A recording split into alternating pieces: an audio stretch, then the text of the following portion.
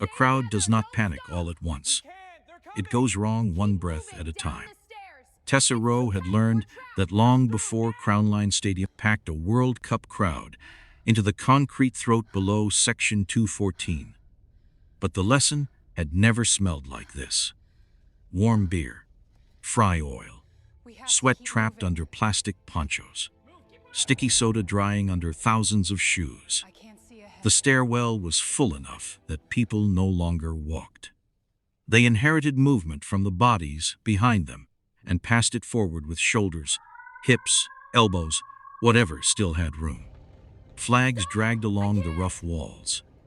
Knit scarves brushed Tessa's sleeve. The chant from above rolled down in one huge body of sound, big enough to make the galvanized rail hum under her palm. 3 minutes to kickoff, maybe less. Then, one clean strip of voices vanished below the bend. Not faded, not softened. Gone, like a tooth knocked out of a song. Tessa stopped. The crowd did not. A man in a red scarf bumped her hard between the shoulders and cursed into her ear. Another fan tried to squeeze around Malik, Dane, and found Rook there, 90 pounds of German Shepherd, deciding the stair was no longer worth trusting. Malik's leash hand dropped by instinct. Rook's ears flattened. His shoulders lowered. His weight slid backward against the line, claws skating once on the damp concrete. He was not looking at a person. He was reacting to space, to pressure, to sound arriving wrong. Malik glanced at the bend and shook his head. That bend always sounded wrong. I stopped noticing. Tessa's kept her palm on the rail. The metal still vibrated above her hand, but the rhythm had lost a piece. Her fingers felt the change before her mind finished naming it, a stutter inside the chant, the kind that usually came from bodies losing room. The missing sound changed the crowd's shape before it changed the crowd's mood. Faces still looked annoyed, mostly. Red cheeks. Open mouths. Somebody laughing too loudly, because laughing made waiting feel less like being trapped. Faces lied all the time. Shoulders were harder workers. Tessa watched the line below the bend, what little she could see through bobbing hats and raised sleeves. The shoulders at the turn were no longer angled with the descent. They had started to brace sideways, blades tight beneath jackets, ribs held shallow. One woman's scarf slid off her neck and stayed hanging in the air a second too long. Pinned between two bodies that had stopped moving while the stairs above kept feeding them weight. A boy's flag jabbed backward instead of down. A steward's yellow sleeve flashed once and disappeared against the wall. Malik leaned closer, having to fight for the inch. "Bad acoustics," he said. "Renovation made this corner stupid." Tessa turned her head, just enough for him to hear her over the chant. Noise is normal, that silence is not. She felt him go still beside her. Good. Stillness meant he was listening, even if pride had to take the long route to get there. The roar from the seating bowl swelled again, and for half a second the missing voices almost hid inside it. Almost. Tessa stepped down one stair against the flow and let her shoulder take the shove from a man trying to get past. Hard enough to hold her place. Not enough to start a fight. Rook backed another inch, chest tight, breath faster now, waiting for Malik to make the world simple again. Malik shortened the leash without yanking, his jaw set in that handler way, protective before polite. Below the bend, the stairwell air seemed to thicken. Heat rose from bodies that could still sing above and could not breathe below. Tessa searched the gap between two coats, found the lower rail, lost it, found it again. The chant hit the concrete corner and came proc chop wrong-sided, too bright on top and hollow underneath. Somebody below tried to pull air through clenched teeth. She heard that too, or thought she did. Then she saw the hand. No face. No weapon. Just a hand clamped around the metal rail below the turn, fingers locked so hard the knuckles had gone white. The white-knuckled hand did not wave. It did not reach. It only held the rail with the ugly patience of someone who had already used up the easy options. Tessa dropped toward it, one stair at a time, and the crowd punished her for every inch. Wet nylon coats scraped her ribs. A plastic flagstick caught at her hip, bent, sprang back, and slapped the concrete. Fans wanted seats, sightlines, the first whistle, the beer they had paid too much for. The normal world they had been promised when they followed the signs. Tessa moved against all of that. Shoulder down, feet turned slightly across the stair, using the rail when she could find it, and somebody else's momentum when she could not. Malik came with her on the outside line, big body cutting a narrow shadow around Rook. The chant above still sounded full, but down here it arrived chopped into pieces. Concrete took the song, broke its back, and threw it around the corner. The missing slice stayed missing. Bad echoes smeared sound. They did not usually carve it clean and leave people moving into the cut. Rook refused the next step. Not hesitated. Refused. His front paws planted wide, claws scratching loud over polished concrete. And the sound cut through the chant in a nasty little scrape that made two nearby fans look down. His weight shifted back through his shoulders and into the leash, a living anchor in a place with no room for anchors. Malik shortened the line and dropped his hand closer to the collar, not dragging him, not yet. The dog's breath came quick against the damp air. Too many knees. Too many shoes. Too much sound bouncing from a direction that did not match the bodies pressing around him.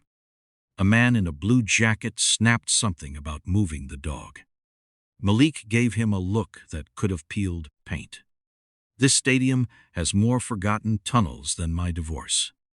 It was the kind of joke men used when they were starting to dislike the truth. Tessa did not look back. Malik was talking because the space had scared him. Fine. Let it. Stop explaining and look at their shoulders. She made the words flat enough to cut through noise, not loud enough to start a second problem. He did. Or at least, he stopped talking long enough for the crowd to show itself. The people below the bend were turned wrong. Not facing down. Not flowing toward the lower corridor. Their shoulders had gone sideways, stacked like bad masonry, each body trying to make a wall out of itself.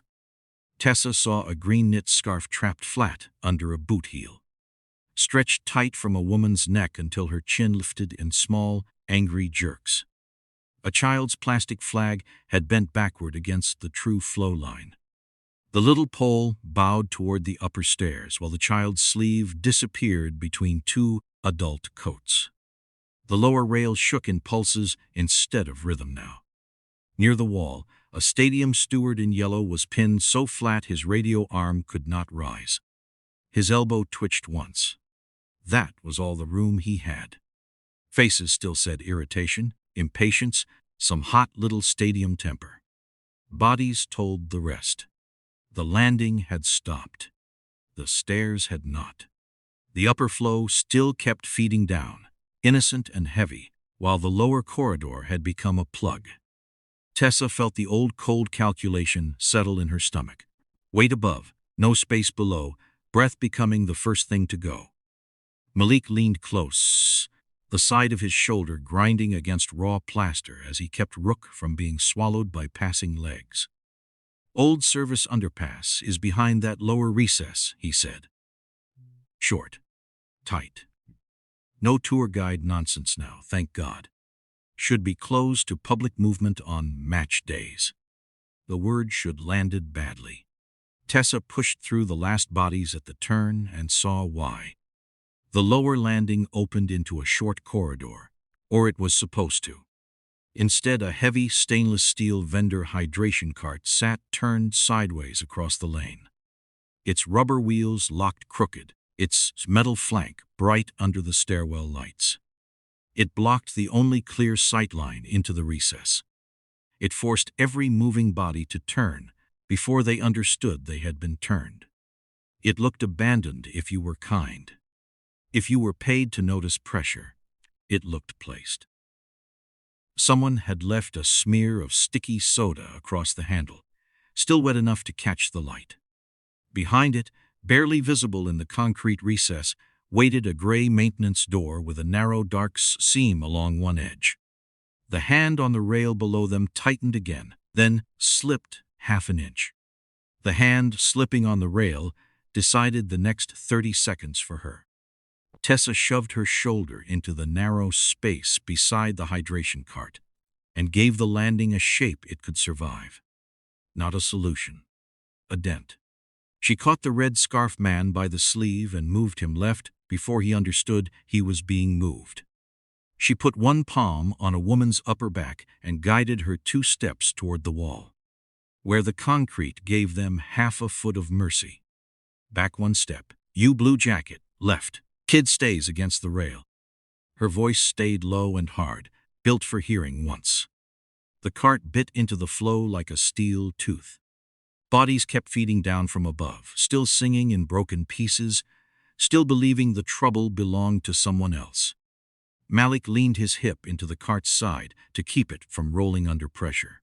One hand on Rook, one boot sliding on sticky soda. The white-knuckled hand below the turn vanished, then came back, weaker. Tessa measured the change the way other people measured time. Less grip, less breath, less room. She did not try to stop the crowd. Stopping everything would have made a wall. She needed a pocket, ugly and temporary, just enough air for bodies to remember they were bodies.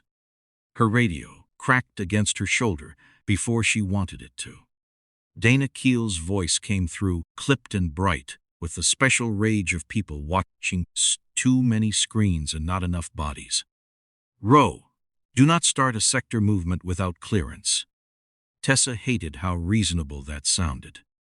Dana was not wrong. A bad public order could turn 1,000 annoyed fans into a flood.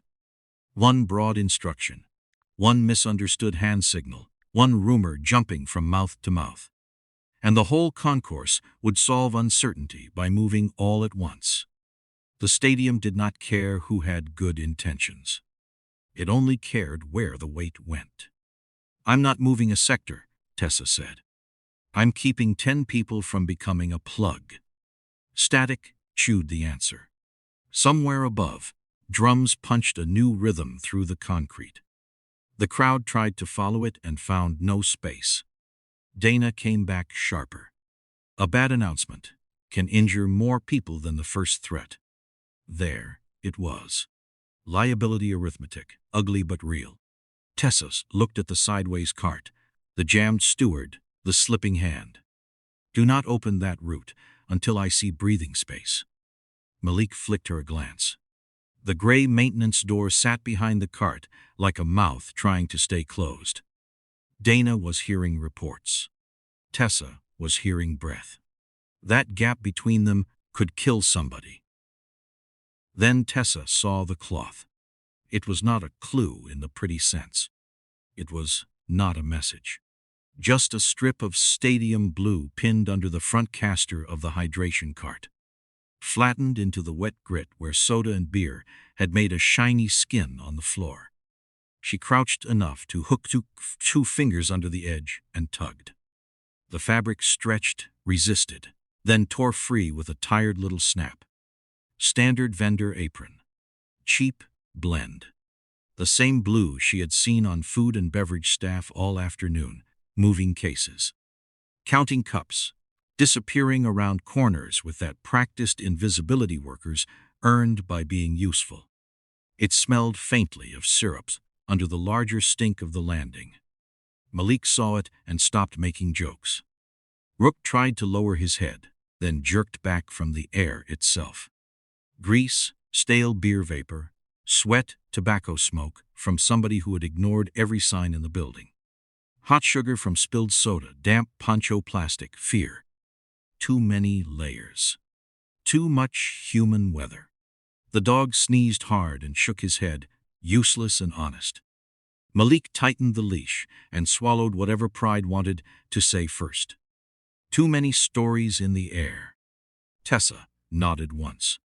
Good handler. Bad moment. The teenager was folded into the rail where the hand had been, or near enough that Tessa's stomach knew before her eyes did. Thin kid, maybe 16, face gray under stadium paint, mouth open but not getting much from the air. His scarf had twisted under his armpit. One shoulder was pinned behind him, the angle wrong enough to make him careful. Tessa got a forearm between him and a heavy-set man in a rain poncho, then used that small wedge to open another inch. "Look at me," she said, and hated how much the words sounded like every bad day she had ever worked. Malik braced the cart. Rook stood shaking, not from fear exactly, more from the building arguing with his nerves. Tessa pulled the teenager forward by the sleeve, not yanking, just stealing space body by body. The rail finally let him go with a dull scrape of metal against his watch. He gasped once. Then, again. His eyes snapped toward the gray door behind the cart. "Blue apron," he rasped. "Runner vest, orange wristband." Tessa bent closer. "Say it again." His throat worked. The chant surged overhead, and the missing slice below stayed hollow. They took the water girl under the stairs. The words did what a shout could not. They cut through the chant, through Dana's radio bite, through the greedy push of bodies still trying to pour down the stairs. Tessa saw Malik hear them too. His face changed by half an inch, which for him was practically a confession. The water girl meant vendor staff. Vendor staff meant the blue apron strip had belonged to someone, not something. The runner vest and orange wristband meant the second victim had not been random either. Staff access, temporary and visible, the kind people obeyed without remembering they had seen it. Tessa shoved the cloth into her jacket pocket and pushed toward the lower concourse junction. Using the small pocket she had just carved before the crowd decided to steal it back. The sound widened as they came out from the stair throat, but it did not get cleaner. It got worse. A traveling fan drumline had taken over the junction, not officially, because nothing stupid ever needed official approval. Bass drums hung from shoulders. Metal shells bumped against thighs. Sticks hammered out a rhythm that hit the concrete columns and came back underfoot. The floor carried it into Rook's paws. His head dropped. His ears flattened again, and the leash trembled with every pulse that climbed through his body. Tessa felt the vibration in her teeth and behind her eyes. The false shape moved fast on their left. Bulky.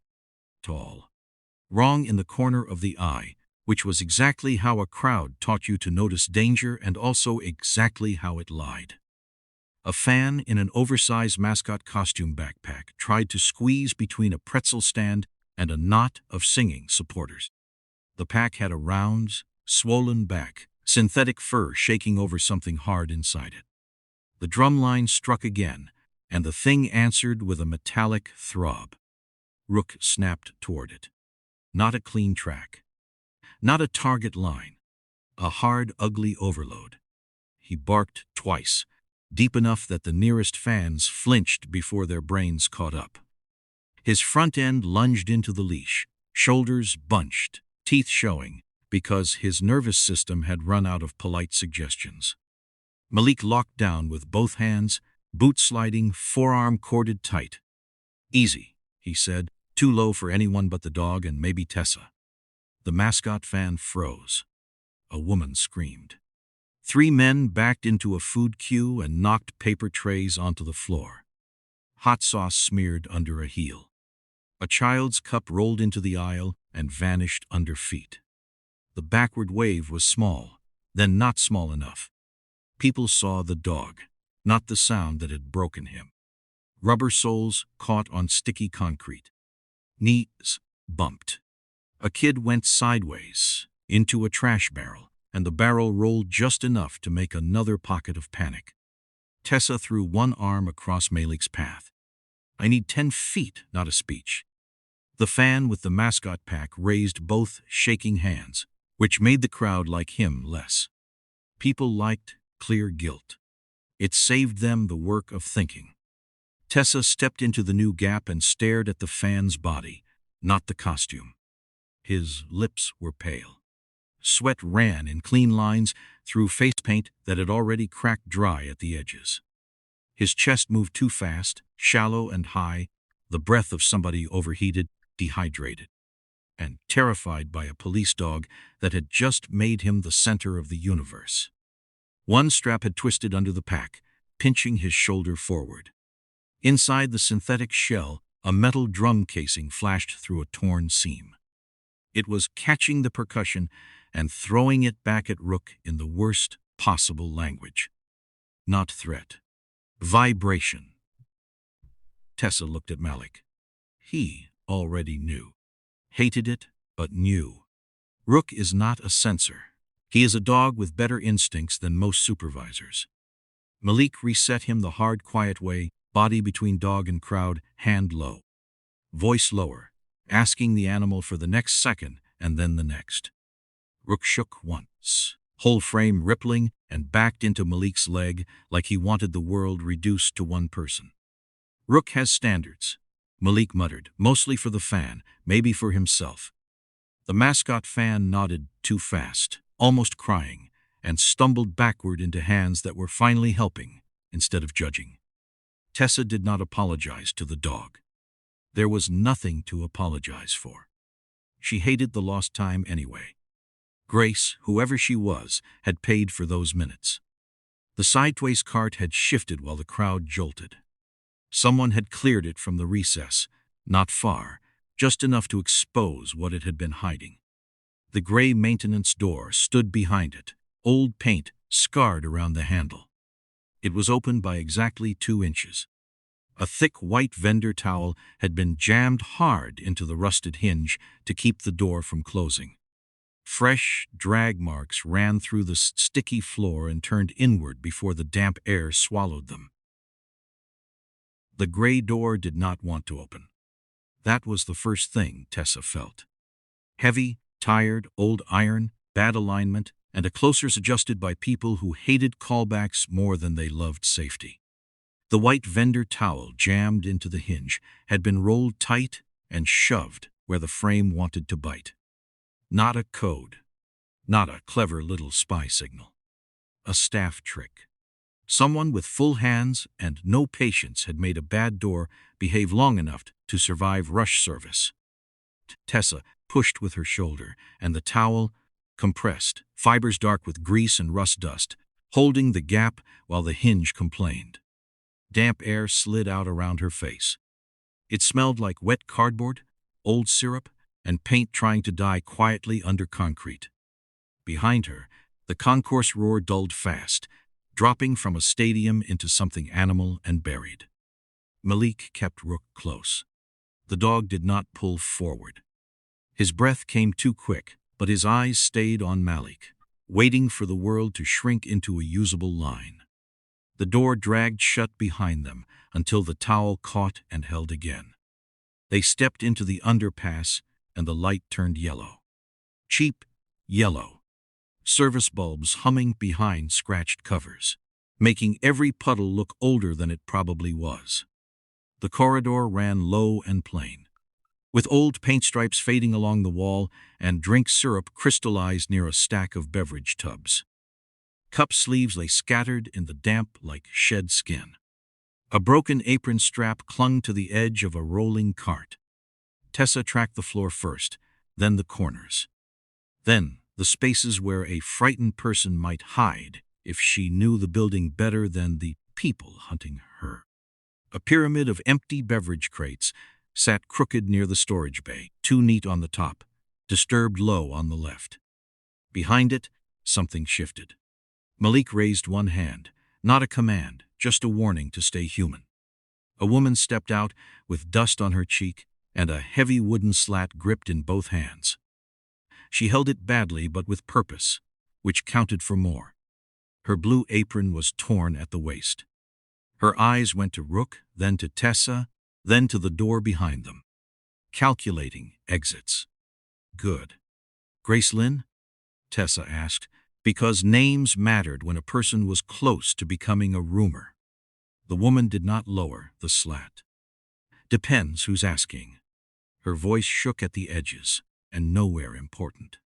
The kid on the rails said they took the water girl. Grace let out one ugly breath. I sell water to people who think $10 is normal. I know when somebody is pretending to belong. A scrape sounded deeper in the service lane. Not loud. Loud would have been kinder. This was a shoe-catching grit. Then stopping because the person wearing it remembered silence mattered. Grace reacted first. She hooked 2 fingers under the edge of a low crate stack and pulled. The whole pyramid shifted just enough to open a narrow pocket behind it. Here, she whispered. Don't stand in the middle like tourists. Tessa stepped back with her. Malik brought Rook in tight. The dog sneezed once at the syrup stink and kept his weight low. Through a crack between crates, Tessa saw an empty cart roll half an inch, then settle. Someone beyond the bend was moving carefully now. Grace pointed the slat toward the deeper corridor, using it like a bad compass.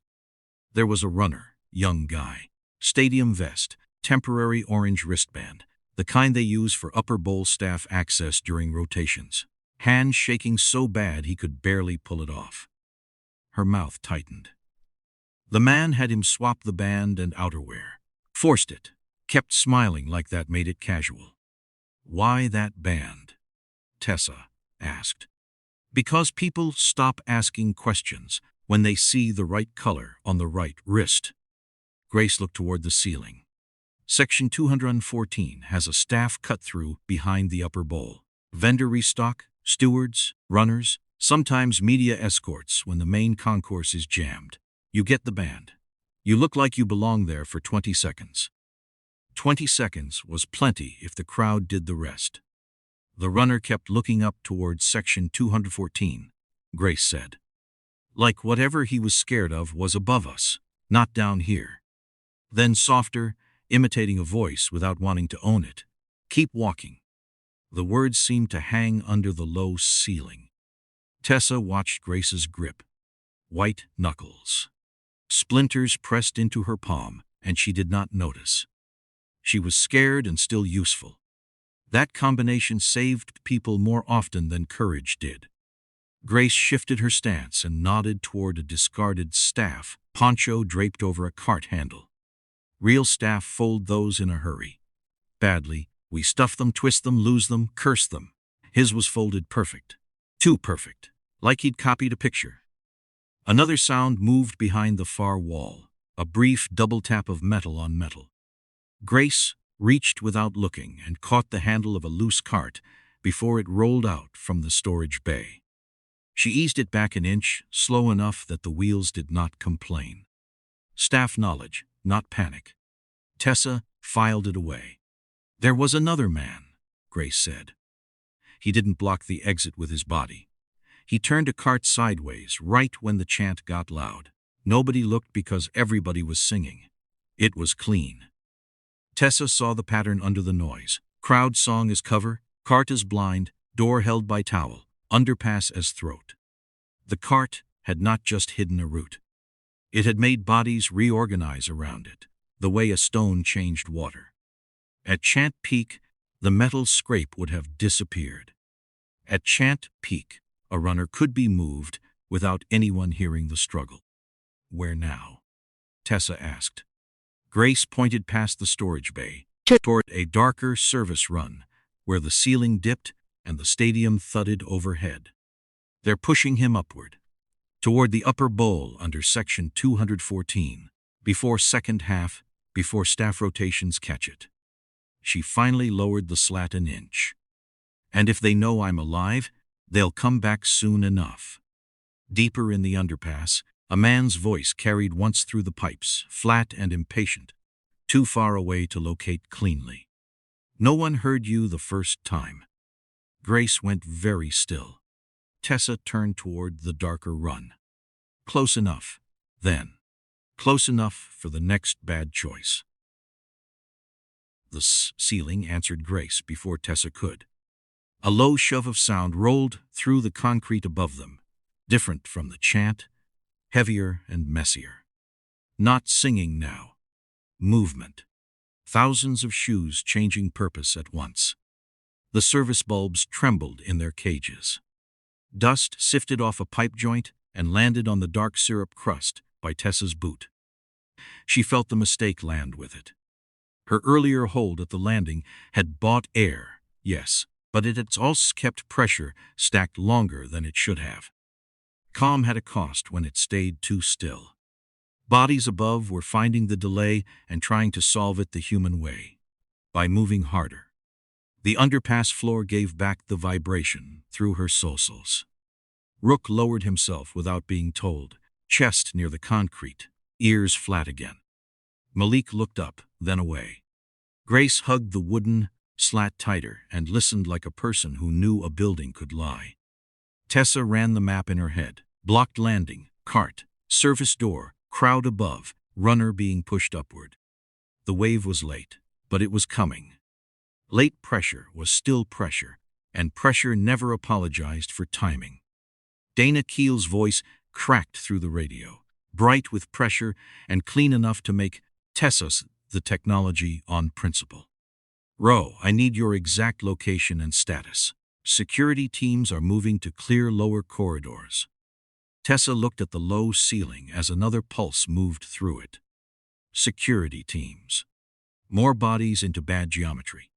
Put people in vests near a choke point and call it control. A nice little human ritual. Negative on a corridor push, Tessa said. You'll feed weight into the same pocket. Dana did not explode. That was almost worse. She came back flat, professional, the kind of voice built to survive lawsuits and headlines. I have upper sections slowing, a lower concourse report I cannot verify, and one missing event runner with a temporary axe band that has not checked back in. Give me proof I can use. Tessa glanced at Grace, at the slat, at the torn apron, at the towel still holding the door behind them like a small white accusation. Proof. Physical proof was everywhere, if anybody bothered to stand in it. You have a staff witness, a blocked landing, and a service route being used dirty, Tessa said. Hold your broad move. Give me time. Dana breathed once over the line. Not fear. Arithmetic. You have very little of it. That was true, too. The best part of bad news. It saved argument. Malik made a sound that was not quite a laugh. He had his shoulder against a damp pillar now, one hand still low near Rook's collar. The other pressed flat to his own thigh, as if he could hold himself in place by force. Tessa saw the tells before he spoke. Shoulders down. Chin angled away. Jaw set too hard. A man bracing for impact and calling it memory. This bend, this underpass, he said. I flagged it 2 years ago. Grace looked at him. Malik did not look back. Report went upstairs.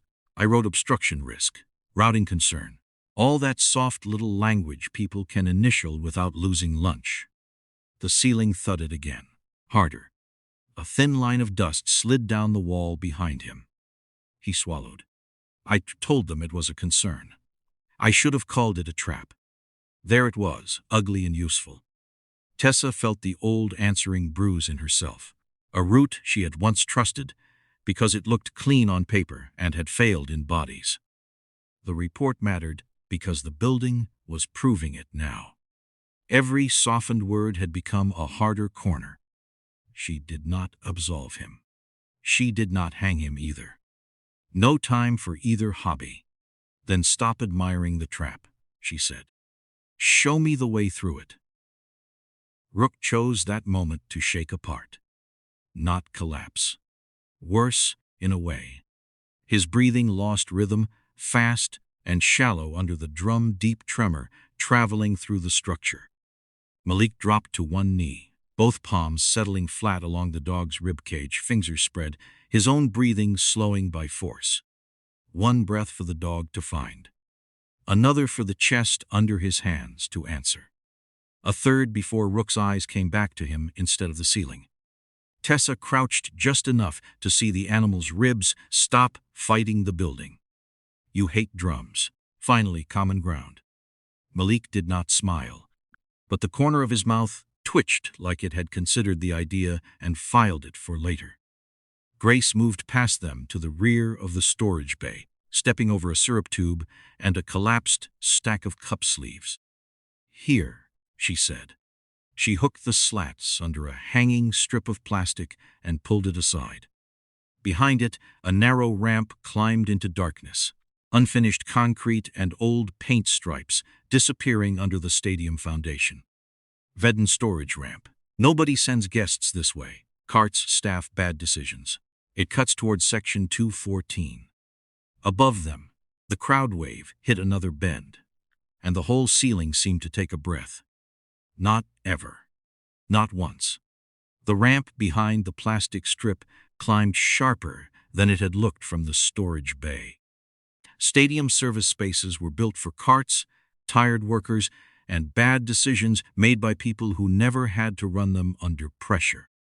Grace went first anyway, Woodinson slat low at her side, one hand brushing the wall where old paint stripes faded under damp dust. Tessa followed close enough to catch her if the floor took her, which it tried to do twice in the first 20 feet. Unsealed concrete held a skin of syrup and standing water. Wet cardboard collapsed under boots with a soft, rotten sigh. Every step wanted attacks. Malik kept one fist locked on Rook's harness, not the leash now, because the dog's paws slid whenever the incline changed pitch. Rook fought for traction with his whole body, claws skittering, hips working, breath loud in the tight ramp air.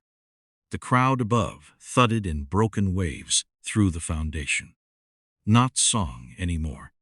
Just weight looking for somewhere to go. Tessa kept her palm near the wall and watched Grace's shoulders. The woman knew the route, but knowing a route did not make the route kind. They appeared at the top turn, as if the ramp had grown them out of shadow. Two men in stadium worker ponchos, both over civilian clothes, both standing a little too still for staff in a rush. Real workers moved like they were late and underpaid. These two held space like they owned it. One had his poncho hood up, but no apron, no vendor badge visible, sneakers clean except for syrup at the edges. The other stood beside a row of stock carts, fingers already curled around a metal frame. Tessa saw the grip before the cart moved. Not panic grip. Choice grip. Grace stopped so hard Tessa nearly hit her back. Malik cursed under his breath and brought Rook tight against his leg. The ramp narrowed there, old shelving on one side, raw wall on the other, no pretty option for hero nonsense. The man at the carts looked down toward Grace. Behind the mesh turned beyond him. Another shape moved fast, wrong poncho, head angled away. A flash of orange showed low at the figure's wrist, almost hidden by another man's hand. The runner was still with Pavel. Tessa did not chase the shape with her eyes. She measured feet, slope, wet patches, cart weight, shoulder angle. Timing mattered more than outrage. Annoying, but true. The cart came down heavy. Its front wheels slapped the first seam in the concrete and jumped sideways, then caught again, gathering the slope under it. Grace froze half a beat, not from weakness, from doing the math and hating the answer. Tessa grabbed her by the apron knot and yanked her back against the wall. No martial trick. Just weight, angle, and a pallet lying where some worker had left it because civilization is mostly trash in useful places. Tessa jammed her boot against the pallet edge, locked her knee, and put both hands into the cart frame as it hit. The impact climbed through her wrists, elbows, shoulders, teeth. For one ugly second, she thought it would take her anyway. Then the pallet held, the frame twisted, and she shoved with the momentum instead of against it. The cart slammed into the plaster sidewall with a flat metallic crash, spilling cup lids like coins. The second man moved, while the sound was still blooming. He did not charge. He cut sideways, smart enough to aim for Grace instead of Tessa, using the damaged cart as a shield and the slick floor as an ally. Grace tried to step back. Her heel found crushed cardboard and skated. Tessa saw the man's shoulder angle, the reach forming, the narrow space he wanted to close. She shoved the bent cart frame with one hip, not to hit him, just to change the path. The metal wheels jumped over a seam and forced him to shift his feet. That was all. Malik stepped into the narrow turn and let Rook fill the gap. The dog showed teeth, chest forward, handler line tight. He did not bite. He did not need to. 3 seconds opened in the men's faces, the old animal math taking over before courage could organize a meeting. Malik pulled him back the instant those seconds paid, keeping the fear from spreading into a second problem. "I need 10 feet, not a speech," Tessa said, though nobody had been dumb enough to make one yet. Grace moved on the second, which was why she was alive. She slid under a half-raised mesh gate at the side of the turn, planted both feet, and drove her shoulder into the rusted frame. It screamed along its track, metal on metal, harsh enough to cut even the foundation rumble. The first man lunged, too late. His shoe skidded on syrup, and his hand slapped the mesh instead of Grace. She found the latch by feel, not sight, and dropped it with a hard snap. The gate locked between them. Beyond the mesh, the wrong poncho shape kept moving uphill, choosing the forward line toward the final exit. He did not run like a man panicking. He adjusted, which was worse. A low voice came from behind the gate, practical and flat. "She is staff. Staff disappear all day." Grace's face went white, then set. Tessa looked past trapped spotter, up the ramp where the service lights thinned and the air changed. Pavel Voss was not stopping. He was adapting. The ramp ended at a steel service door that looked less like an exit than an argument. It sat in the rear wall below Section 214, thick frame sunk into concrete. Manual bar cold across the middle, wire-reinforced glass no wider than a face. Behind them, the mesh gate still rattled from the men trapped on the other side. Ahead, the public landing answered with a new kind of noise. The chant had broken. A play stoppage, or a referee's whistle, or some burst of collective confusion had turned the stadium from one huge song into thousands of separate decisions. Shoes scraped. Voices rose and crossed. Scarves slapped shoulders. Bodies started moving without the comfort of rhythm. Tessa put one hand against the door and felt the pressure line before she saw it. Not direct impact yet. A warning hum through the frame, like the building clearing its throat. Grace leaned close to the wired glass and flinched at the color and motion beyond it. The landing outside was packed with jerseys, flags, arms, faces too close to be useful. Tessa did not need faces. She needed direction. The shoulders outside were tilting down. Whatever adjustment had started above had not reached this landing cleanly. It was arriving as weight. Rook tried to step up beside Malik and lost the floor. His back paws slid on the slick threshold where syrup and old water had dried into a clear film. Malik caught the harness before the dog's hip hit concrete, but the recovery was ugly.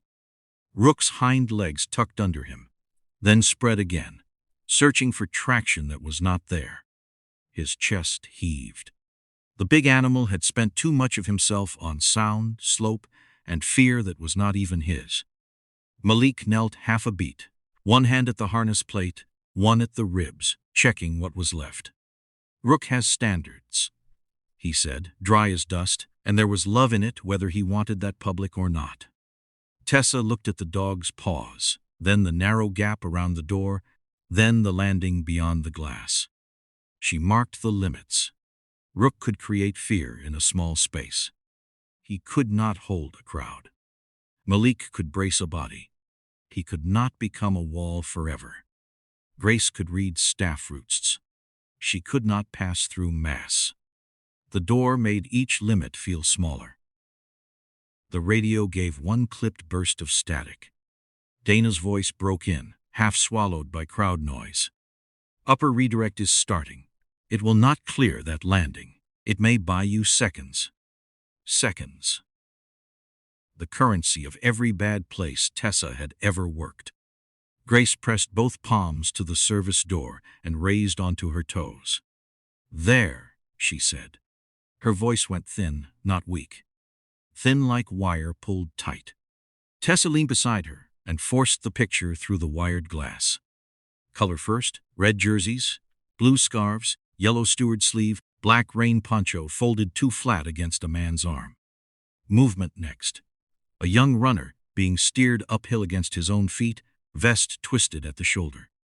One wrist held low where the crowd would hide it. The orange band was still there, half covered under Pavel's thumb. The runner kept looking toward a narrow staff opening behind the upper bowl landing, just like Grace had said.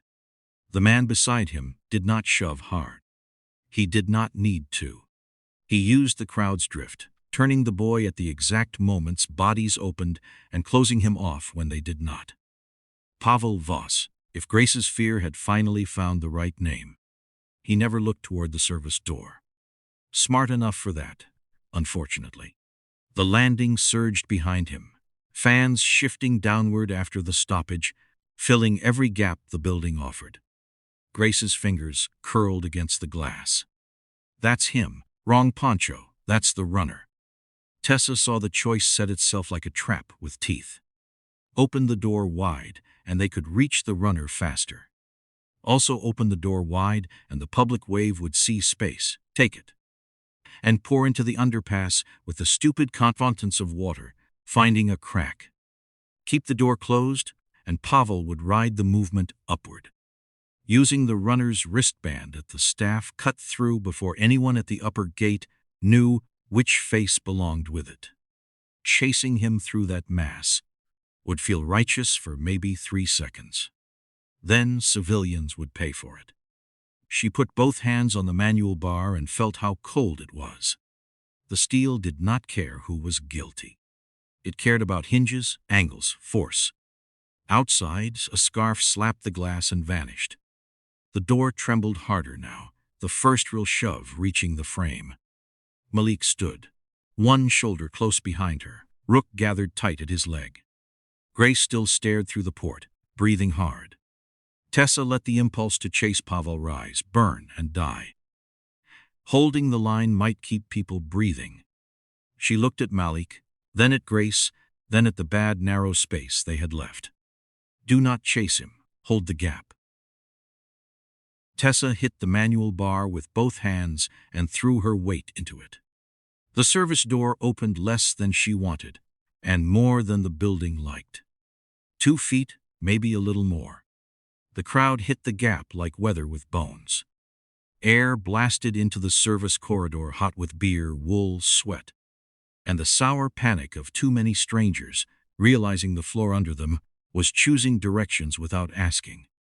The roar stopped being sound and became pressure. It pushed at Tessa's face, her ribs, the wet hair at her temple. Outside, jerseys surged across the landing in broken colors. Red, blue, white, yellow steward sleeve, black poncho. The frame shuddered against its hinges. The door tried to swing wide, then tried to slam back, changing its mind with every shove from the landing. Hold it narrow, Tessa said. Grace was behind her, breathing hard. Malik stepped past both of them without ceremony. No speech, no warning. Just a man deciding his body had been hired by the steel. He put his back into the wedge and said, "Move." Tessa saw Pavel 10 feet outside, one hand locked around the runner's wrist, using the crowd like a river he had paid for. The runner twisted once toward the service door. Pavel turned him sideways, putting the boy on shoulder between himself and Tessa. A motion shield. Human, messy, effective. The orange access band flashed once at the runner's wrist before disappearing beneath Pavel's hand. The crowd filled the gap behind them and tried to make the decision for everyone. The first wave drove Malik sideways.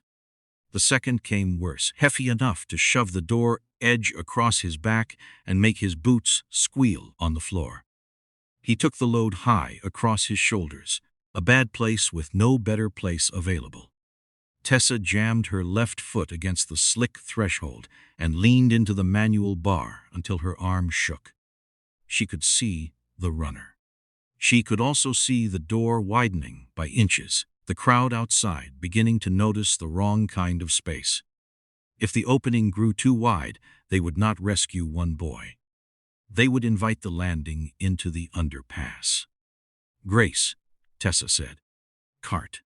Grace moved before the word fully settled. Malik's jaw went white at the hinges.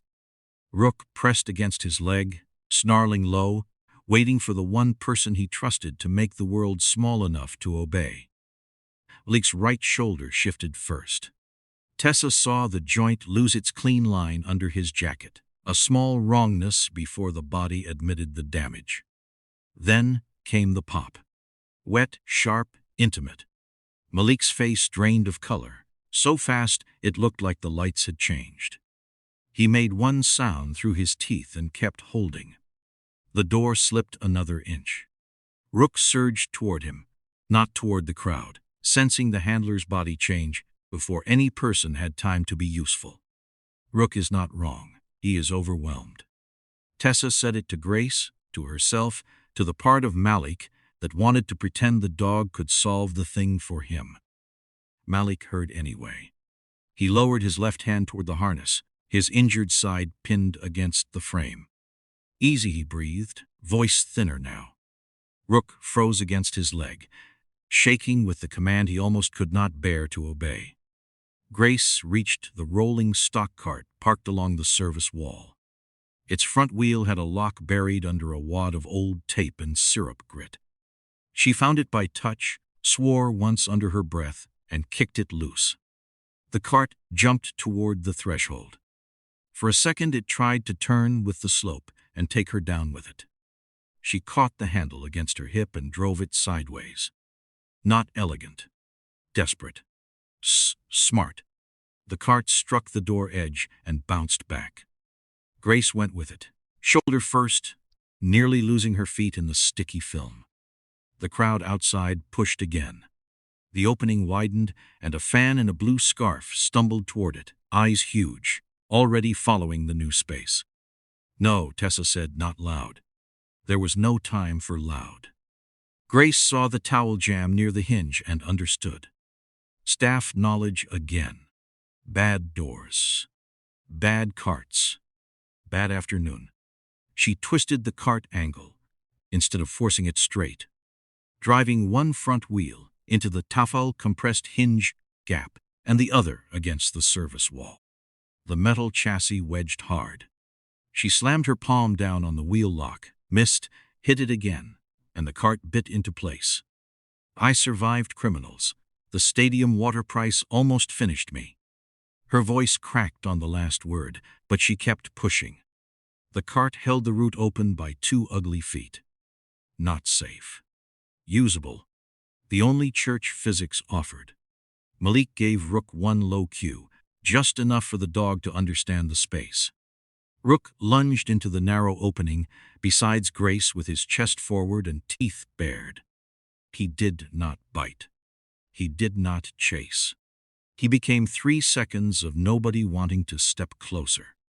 The crowd recoiled from the snarl, from the animal shape, from the old animal math that said teeth meant reconsider your choices. A man reaching for the service gap pulled his hand back. Pavel's nearest helper checked his step. 3 feet of buffer opened, small as mercy and just as unstable. Tessa went through it. One hand on the cart frame, one foot against the door sill, all her weight thrown across a gap that wanted to grind shut. The runner saw her, and stopped fighting the wrong direction. That helped. Barely. Pavel felt the shift and tightened his grip, face flat, practical, annoyed like a man inconvenienced by weather. He jerked the runner toward the rising line of bodies. "No one heard you the first time," Pavel said to Grace without looking at her. Grace drove her shoulder harder into the cart. "Then listen better." Tessa caught the runner's vest at the shoulder seam and pulled. Fabric cut into her fingers. Pavel's hand dragged the boy backward half a step. The crowd surged between them, then changed. Dana's limited redirect arrived as movement, not rescue, a new current tugging the upper bodies away from the landing. It did not clear the area. It gave the flow a different appetite. Tessa felt it in the runner before she saw it. The pull on his body shifted sideways. Pavel's angle weakened. He tried one final adjustment, turning the boy's wrist low, using the orange band and the crowd drift as cover. Tessa dropped her weight instead of rising, braced her knee against the cart frame, and pulled when the landing inhaled. The runner's wrist slipped free, slick with sweat. Tessa fell backward across the threshold with him against her chest, his breath punching hard into her collarbone. The orange band tore loose under Pavel's thumb and snapped against the boy's skin. Pavel reached once, missed, and lost his own footing as the redirect pulled the crowd up and away from his chosen line. He did not fall dramatically. The crowd simply took him, body by body, shoulder by shoulder, carrying him upward into bright seats and noise, away from the staff opening he had needed. Grace kicked the cart harder. Malik sagged into the frame, gray and sweating. Rook backed when Malik told him, one shaking step at a time. The door sealed against the cart, not shut, not open, just held. The crushing weight eased by inches. The runner coughed once, then again, alive enough to sound offended by it. Overhead, the stadium song returned ragged and offbeat. This time there was air inside it. By the second half, the stairwell below Section 214 had gone cold. Not quiet exactly. The match still lived overhead, a heavy far-off animal. But the concrete throat that had nearly eaten them was empty enough to show its own stains again. Dried soda darkened the steps in old arcs. A crushed paper cup turned slowly in the weak draft from the service corridor. The rail no longer vibrated under forced movement. It only sat there, dull steel, carrying fingerprints and sweat and nothing else. The runner sat against the wall with a wool fan scarf around his shoulders, knees drawn up, wrists red where Pavel had held him. The torn orange band was looped around 2 fingers like he still could not decide whether to drop it. A stadium medic checked him with quick hands and a careful voice, nothing theatrical, just making sure the boy stayed present. He kept looking toward Grace until she finally gave him a small nod. Not warm, exactly. Permission to keep breathing. Grace stood nearby wrapped in a staff jacket 2 sizes too large. Her torn blue apron still tied at her waist like she had refused to let the building take that too. She watched the empty bend as if it might try something. Fair enough. Tessa's hands ached from the pull across the threshold. Her fingers had grooves in them from fabric and steel. She flexed them once and stopped. Malik sat on an upturned beverage crate 3 feet from the service door. Someone had made a sling from raw canvas and bad patience, binding his right arm tight against his chest. The set of his shoulder was wrong under the jacket, not grotesque, just final in that way injuries got when adrenaline stopped lying. His face had color again, though not much. Rook lay flat on the cold concrete with his chin heavy across the toe of Malik's left leather boot. Not posed. Not noble. Just done. His ribs rose and fell in thick, slow waves. And every few breaths his paws twitched, like the stadium was still arguing with him in his sleep. Malik kept his good hand on the dog's neck. He did not pet so much as confirm. Still here. Still breathing. Grace drifted closer to them, jacket sleeves swallowing her hands, and looked down at Rook. I sell water to people who think $10 is normal. I know when somebody is pretending to belong. Malik gave her half a look. You always that cheerful after nearly dying? Grace shrugged. Only when underpaid. Dana Keel arrived without the army people imagined when they said security would handle it. 2 stewards behind her, 1 operations tablet tucked under her arm, radio clipped at her belt, face tight enough to hold a match flame. She took in the runner, the cart jammed in the door, Malik's sling, Rook on the floor, Grace in the jacket. Her eyes stayed on the physical facts longer than they had over the radio. The upper redirect held, Dana said. Barely. The staff opening behind 214 is locked down. Black poncho description is with every steward on that side. We don't have him in cuffs. Her jaw tightened. We do have his route. Nobody celebrated that. It was not enough to celebrate. It was enough to keep working. Dana looked at Malik then, and he looked back without hiding behind a joke. There will be an operational review, Dana said. The underpass layout, the service door access, the stalled landing, all of it. Your old report will be pulled. Malik nodded once. No defense. No soft little word like context.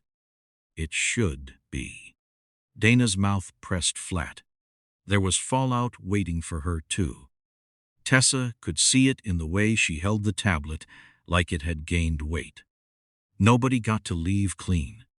That was not justice exactly. It was better than the usual alternative. Tessa walked back to the bend where the first slice of voices had vanished. The stairs below were empty now. Truly empty. No white-knuckled hand on the rail. No scarf dragged tight under a boot. No child's flag bent backward against the flow. Just cold concrete, dried soda, and air moving because it had somewhere to go. Behind her, Grace muttered something about needing hazard pay and maybe stealing a case of water on moral grounds. Malik made a pained noise that might have been a laugh. Rook slept through it, which was probably the smartest decision made all day. Dana stayed by the service door, already facing consequences she could not reroute. Tessa put her palm on the rail. It did not hum. It did not warn. It did not lie. For once, the silence below Section 214 meant space.